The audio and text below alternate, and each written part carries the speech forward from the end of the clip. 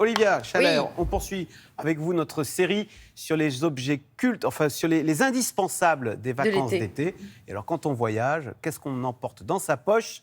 Je sais pas vous, mais moi, quand je Le- vais dans une destination que je ne connais pas, j'achète Le un petit guide de voyage. Un guide de voyage, bah oui, on commence à le feuilleter, on est déjà un petit peu en vacances. Avec Désirless, c'est encore mieux, on est déjà presque parti. Et l'histoire du guide de voyage, c'est un peu comme celle de la randonnée dont on a parlé dans cette série d'été.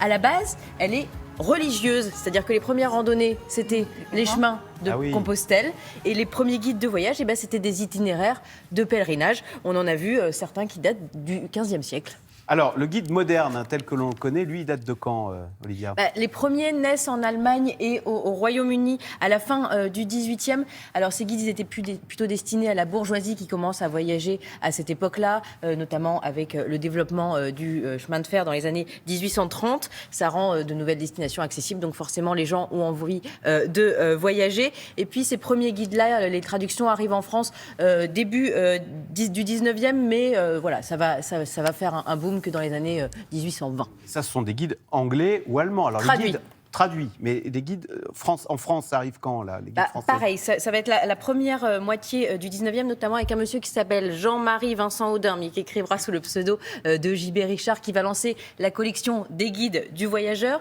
Et puis ensuite, vers 1840, il y aura les guides Johann qui vont devenir les guides bleus d'Hachette, qui existent toujours aujourd'hui. Et ces fameux guides bleus, il en est une question en 1966 dans une émission qui s'appelait À la vitrine du libraire. Regardez ce qu'on en disait à l'époque.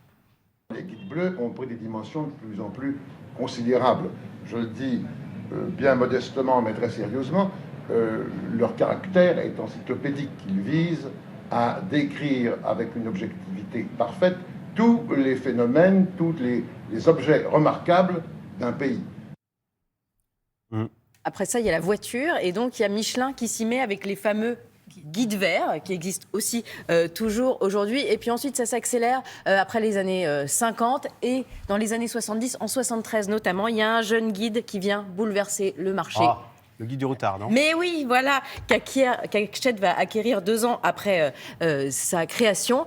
Et en 73, qu'est-ce qu'on trouve dans le guide du routard? Réponse dans un reportage de l'époque. Des renseignements pratiques sur une quarantaine de pays, par exemple les hôtels Bon Marché de New York, les bains turcs à Istanbul, les discothèques à la Page à Londres, les souks de Marrakech, bien sûr les plages ensoleillées de Ceylan.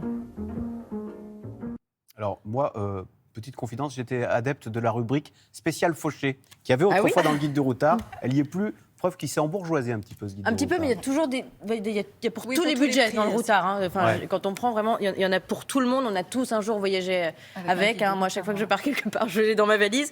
Et puis, enfin, il est inspiré de la mouvance 68 Art. Et c'est pas seulement marketing. Le routard, c'est aussi des valeurs, l'humanisme, l'écologie, une quête des paradis perdus. C'est tout ça qui nous plaît. Finalement, on a cette petite nostalgie. C'est pour ça qui nous plaît toujours autant. À sa tête, il y a un monsieur qui s'appelle Philippe Glohagen, qui en 68 rêve de la route des Indes. Il est toujours à sa tête. Et dans les années 80, le guide devient particulièrement célèbre. Vous savez combien de guides vendus depuis la création? Non, mais c'est énorme. Des millions. 100 millions. Ouais, Ah ouais. ouais, C'est énorme. Et alors, quelles sont les destinations qui marchent le mieux en ce moment, à votre avis?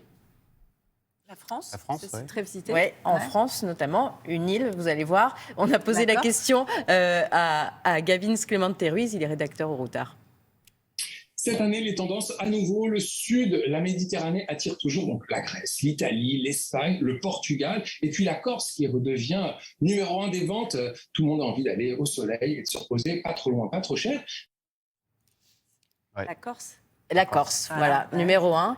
Il y a la concurrence d'Internet, mais les guides résistent. Ils ont su proposer de nouvelles choses aux voyageurs, avec notamment des micro-aventures, des guides à vélo. Voilà, C'est une expérience. On a envie aussi. de rester en France aujourd'hui, et il y a plein de choses à faire en France. Le Routard fêtera ses 50 ans l'année prochaine. Il y a plein d'autres guides, hein, le Lonely Planet, le Petit Futé. Voilà, on a le choix, et c'est quand même bien d'avoir un objet dans les oui, mains à parce qu'on feuilleter. prépare les vacances, Mais oui, on est les déjà prépare, en vacances, voilà. on se réjouit, et voilà. Et puis on les lit, il y a plein de choses sur l'histoire, sur tout ça. C'est bien aussi comme objet à avoir entre les mains quand on Tout, baroude. hein, le meilleur moment, c'est quand on prépare. Ah bah oui. Philosophe, là. Allez,